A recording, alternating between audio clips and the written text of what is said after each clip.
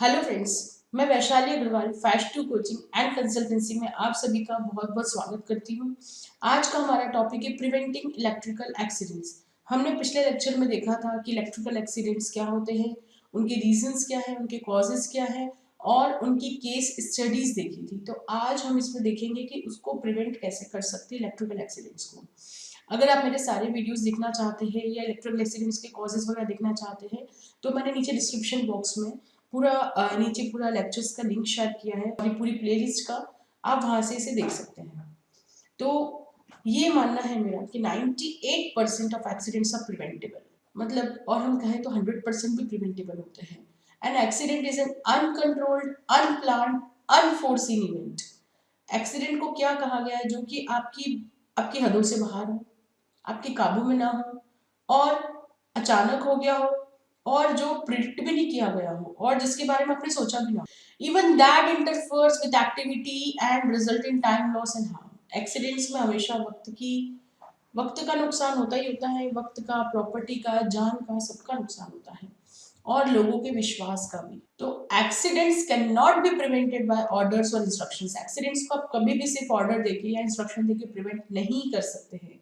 इसके लिए क्या जरूरी है? आपके पास सिस्टम होना चाहिए, मतलब काम करने के ढंग, तौर तरीके, कंट्रोल्स होना चाहिए। कुछ ना कुछ चीजों पे आपको नियंत्रण रखना पड़ेगा और मॉनिटरिंग, मतलब उसका लगातार निरीक्षण। अब हम देखते हैं, अगर आपको इलेक्ट्रिक एक्सीडेंट अवॉइड करने हैं तो आपको क्या करना पड़ेगा। तो कभी भी, ये पहले फोटो में आप देख सकते हैं, प्लग्स, टूल्स वगैरह जो है कभी भी आप रिपेयर मत कीजिए जब तक कि आपको उसकी पूरी जानकारी ना हो। और water, dam surfaces, bare wires वगैरह या अंडरग्राउंड मेटल्स को अगर आप पूरी तरह से प्रोटेक्टेड नहीं है तो उन्हें हाथ मत लगाइए। फिर प्रोटेक्टिव क्लोथिंग पहनिए, सेफ्टी गियर्स पहनिए। सेफ्टी गियर्स आपकी सुरक्षा के लिए होते हैं। लूज क्लोथिंग नहीं रखिए क्योंकि ये कहीं ना कहीं किसी वायरिंग मशीन में फंस जाएगी। मेटल ऑब्जेक्ट्स, स्क्रीन्स, ब्रेसलेट्स वगैरह मत पहनिए क्योंकि इलेक्ट्रिसिटी को अट्रैक्ट करते हैं। आपको भी देखना, इलेक्ट्रिशियंस ये सब चीजें कभी नहीं पहनते हैं क्योंकि उन्हें लगातार इलेक्ट्रिक की चीजों पे काम करना होता है। तो अगर हम भी ऐसा कुछ कर रहे हैं तो ये हमें भी ध्यान रखना पड़ेगा। फिर अप्रूव्ड शॉक प्रूफ शूज पहनिए। ये स्पेशली इलेक्ट्रिकल वालों के लिए शॉक प्रूफ शूज आते हैं और शॉक प्रूफ ग्लव्स आते हैं।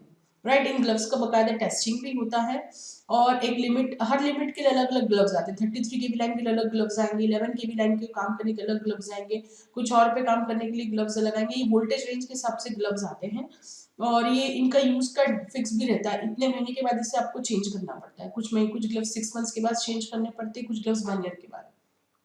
अब 3 पिन प्लग्स की बात करते हैं। 3 pin cord with 3 prong plug for tools requiring earthing. Never make 2 prong plug by removing 3rd pin. ठीक है, अगर 3 पिन का स्विच दिया है तो उसमें 3 पिन ही लगाइएगा। अर्थिंग की पिन हटा के उसको मत यूज कीजिएगा। 3 वायर कॉर्ड को 3 prong प्लग के साथ ही यूज कीजिए और सारे ग्राउंडेड इक्विपमेंट को चेक कीजिए इंश्योर करने के लिए कि उसकी अर्थिंग इंटैक्ट है। Right, this station must be grounded, इस पे लिखा हुआ है। अगर ऐसा है तो आपको उसको ग्राउंड करना है। राइट, फिर नेक्स्ट है, कंडक्टर के वायर्स को चेक करिए, ये देखिए कि वो ब्रोकन या डैमेज तो नहीं है। फिर आप कॉशियस रहिए इलेक्ट्रिसिटी के लिए और सेफ्टी मेजर्स लेके रखिए। ओवरलुक नहीं करना है ऑपरेशन और मेंटेनेंस मैनुअल को, वो काम के लिए दिए जाते हैं। इनफैक्ट वो काफी स्टडी करके वो मैनुअल्स बनाए जाते हैं आपकी सुरक्षा के लिए। उन चीजों को ध्यान में रखते हैं। हर चीज जब आप परचेस करते हो उसके साथ एक मैनुअल आता है, उसमें उसकी सेफ्टी के, मेंटेनेंस के पॉइंट्स लिखे हुए होते हैं और इंस्ट्रक्शंस भी लिखे हुए होते हैं। राइट, तो किसी भी इक्विपमेंट को यूज करने के पहले एक बार मैन्युफैक्चरर के दिए हुए उस पे इंस्ट्रक्शंस आपको चेक करने चाहिए। वो आपके लिए काफी यूजफुल एंड हेल्पफुल रहेंगे।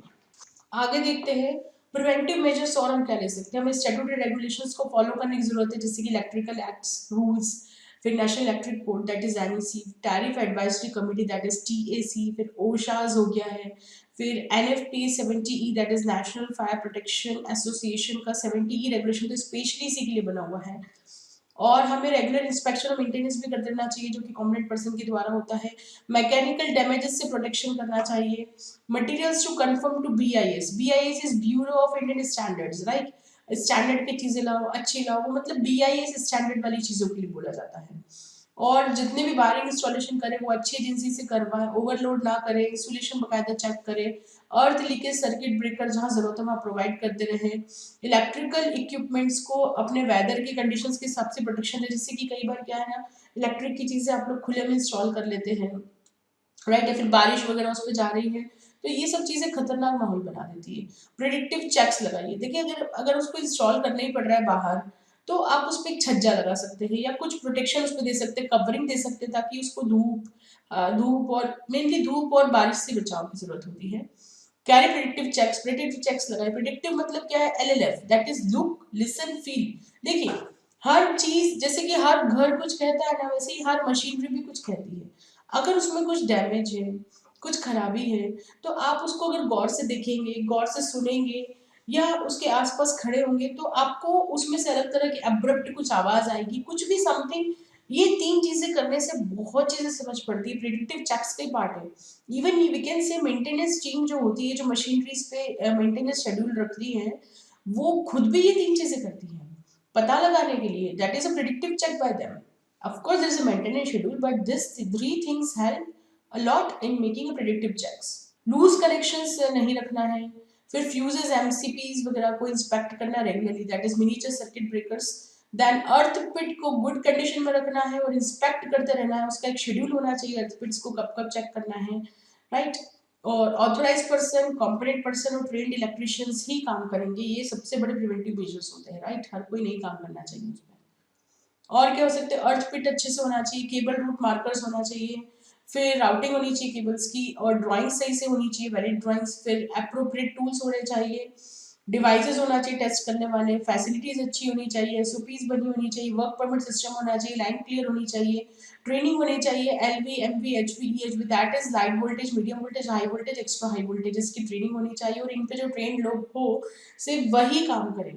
और ये मैंने बार बार बताया, competent person, authorise person, trained person, ये सब होने चाहिए। See there is a difference between trained, competent and authorised, right.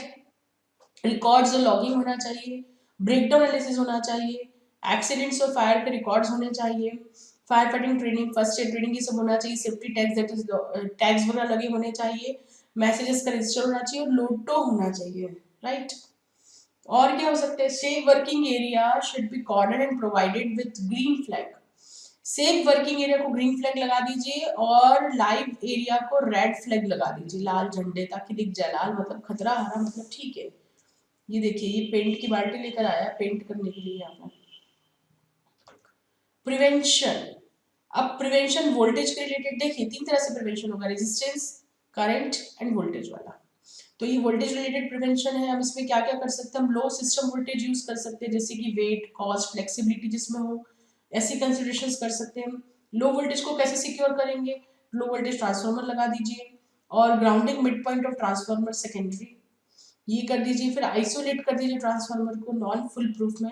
Earthing की बात करेंगे तो मेटेलिक इंक्लोजर्स होने चाहिए, metallic supports other objects near by, और electric poles, guard wires, cable trays, ये सब होना चाहिए। ये प्रिवेंशन है वोल्टेज रिलेटेड। अब रेजिस्टेंस रिलेटेड क्या क्या प्रिवेंशन है, रबर मैट्स होनी चाहिए। मतलब देखिए, ये जो चीजें थी ना, इससे वोल्टेज कंट्रोल रहेगा। ये वाले प्रिवेंशन से, वोल्टेज रिलेटेड से वोल्टेज कंट्रोल रहेगा, या वोल्टेज हम कम रख सकते हैं, हमारी सुविधा के हिसाब से रख सकते हैं। प्रिवेंशन रेजिस्टेंस रिलेटेड, रेजिस्टेंस वगैरह को बढ़ाए रखने के लिए रेजिस्टेंस ज्यादा होना चाहिए तब की, ताकि करंट ना लगे, ठीक है। लेकिन रेजिस्टेंस हम सर्किट में ज्यादा देंगे तो फिर करंट फ्लो नहीं हो पाएगा। तो हम हमारी बॉडी का रेजिस्टेंस हम कैसे बढ़ा सकते हैं ताकि हमें करंट ना लगे, तो उसके लिए जहां जहां भी इलेक्ट्रिकल बल्ब, वहां पर रबर मैट होना चाहिए, लैडर्स वुडन की होनी चाहिए, इंसुलेटेड इंसर्शंस इन मेटल लैडर्स, अगर मेटल होते इंसुलेशंस लगाओ, टूल्स इंसुलेटेड हो, care against accidental contact with conducting objects near bye, हमेशा इसमें केयर करना पड़ेगा कि आप किसी भी ऐसे कंडक्टिंग जिसमें कि इलेक्ट्रिक करंट फ्लो हो सकता है उसके पास जाए, तो शूज, ग्लव्स, हेलमेट्स। फिर ड्राई और वेट एनवायरनमेंट का ध्यान रखना पड़ेगा, पर्सपिरेशन ना हो रहा हो, बॉडी से पसीना ना निकल रहा हो, टेंडरनेस ऑफ बॉडी, अपनी बॉडी की क्षमता क्या है, ये सब देखना पड़ेगा। फिर प्रिवेंशन होता है time related. Time related prevention में हम देख सकते हैं कि मतलब टाइम के हिसाब से क्या होगा, तो ट्रिपिंग सिस्टम इसमें सबसे ज्यादा काम करते हैं। मतलब वो उनको दिखा ऐसा कुछ हो रहा है सिस्टम को, तो वो ट्रिप हो जाते हैं, राइट। आइसोलेशन डिवाइसेस लगा सकते हैं, प्रॉक्सिमिटी, एक्सेसिबिलिटी के हिसाब से और लोकेशन की जानकारी के हिसाब से। इमीडिएट रेस्क्यू करना है इसमें टाइम में, और आरसीसीबी, ठीक है, that is resistance circuit current, that is resistance current circuit breaker. तो कैपेसिटी, सेंसिटिविटी और लिमिटेशंस के हिसाब से लगाई जाती है। तो ये हम कर सकते हैं टाइम रिलेटेड में, राइट।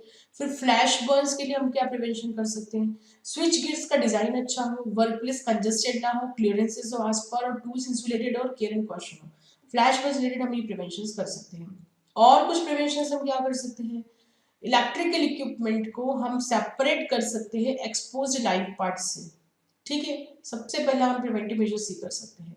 उसमें क्यूबिकल्स बना सकते हैं या बैरियर्स बना सकते हैं, जिसके overhead wires, UT print supply, ये सब ना हो। तो इस तरह की चीजों को हमको जो है सेपरेट करना पड़ेगा। फिर locking and tagging, that is Lotte, work permit system, identification करके मार्किंग कर दीजिए, मेंटेनेंस शेड्यूल बनाइए, that is preventive, predictive, risk based, किसी भी तरह का मेंटेनेंस शेड्यूल या तीनों तरह का।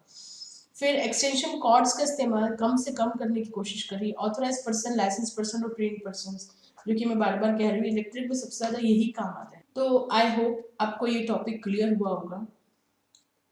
हम जल्दी ही मिलते हैं नेक्स्ट लेक्चर के साथ। तब तक के लिए धन्यवाद। Thank you.